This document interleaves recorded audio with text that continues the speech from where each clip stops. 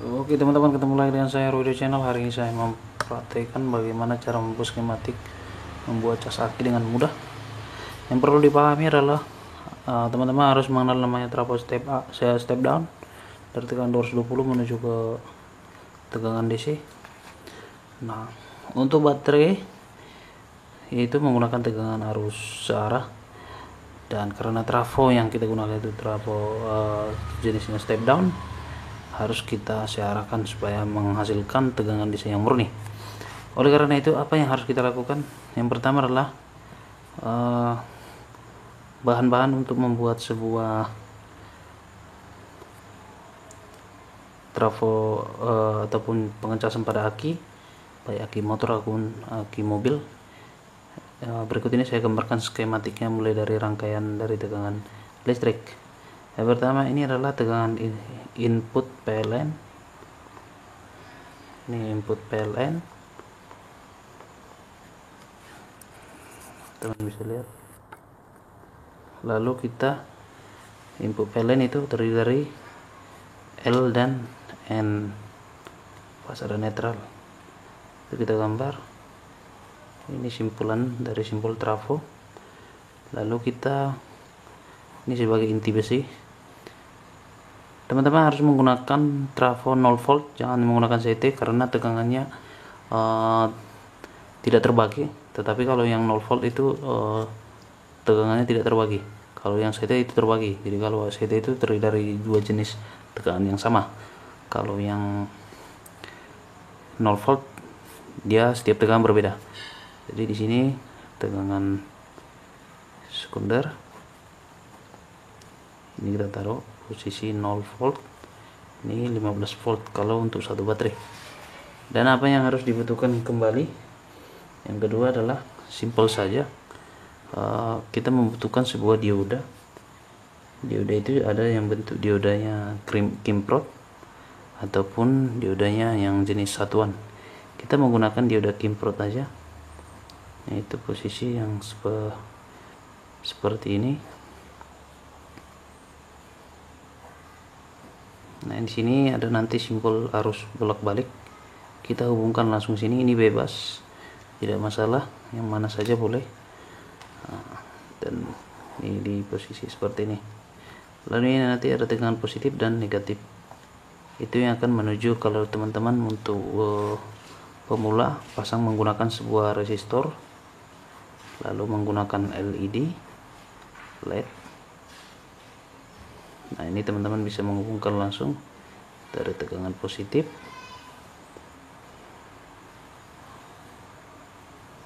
menuju ke negatif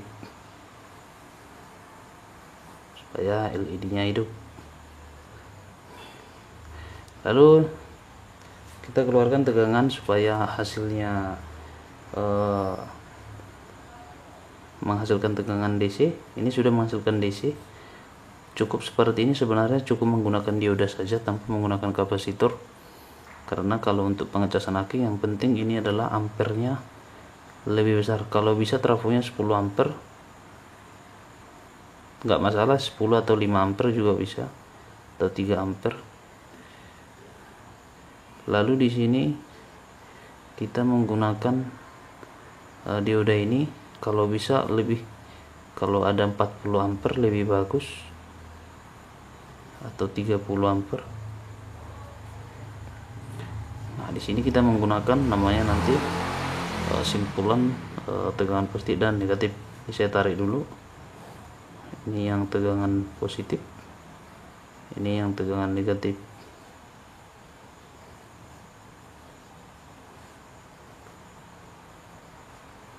Ini negatif, ini yang positif. Sebenarnya sudah bisa dihubungkan, tetapi karena teman-teman juga perlu namanya ampermeter DC ya teman-teman ya. Jadi kalau teman-teman mengambil ampermeter DC itu berfungsi untuk mengetahui jumlah ataupun sejenis. Di sini saya taruh ampermeter untuk mengetahui arus tegangan yang ada di baterai tersebut. Jadi pengecasan full Jikalau pengecasannya udah lama ataupun udah full, maka ampernya kembali ke nol. Jadi kalau baterai ampere meternya masih tinggi, sudah dicas masih tinggi, artinya baterainya sudah tidak layak untuk dicas. Itu artinya ampernya sudah terlalu tinggi, jadi tidak mampu untuk dicas. Jadi ini teman-teman, di sini nanti ada kutub positif dan negatif. Jadi teman-teman bisa tinggal hubungkan yang ini ke bagian positif, yang dari baterai ke negatif. Nah ini nanti yang akan menuju ke, ini hasilnya positif, ini nanti menuju ke baterai, terus baterai. Cukup simple. Baterai, ini baterai,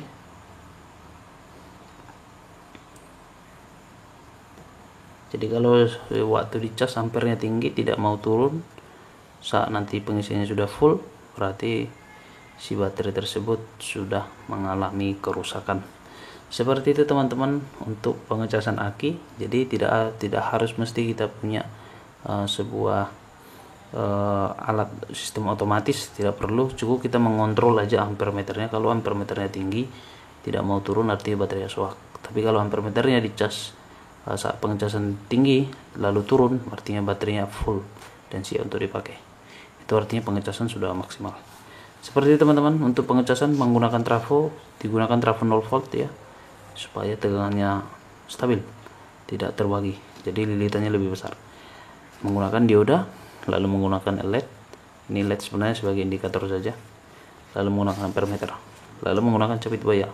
Kalau bisa untuk kabelnya juga lebih besar, karena semakin besar ampere yang mengalir di rangkaian ini, maka kabel butuh yang besar. Jadi usahakan kabel api yang cukup lumayan bagus, supaya tidak terhindar dari terjadinya kebakaran pada pengecasan. Dan menggunakan di bagian outputnya juga baterai yang cukup besar, kalau bisa yang agak besar ya, sebesar jempol saya mungkin kalau bisa. Seperti itu teman-teman, sekian dari saya, semoga tutorial yang bermanfaat. Jangan lupa like dan subscribe Roido Channel, semoga sebagai terinspirasi dan menambah wawasan ataupun membantu teman-teman dalam membuat pengecasan pada aki baik sepeda motor maupun mobil. Sekian dari saya, jangan lupa like dan subscribe. Terima kasih.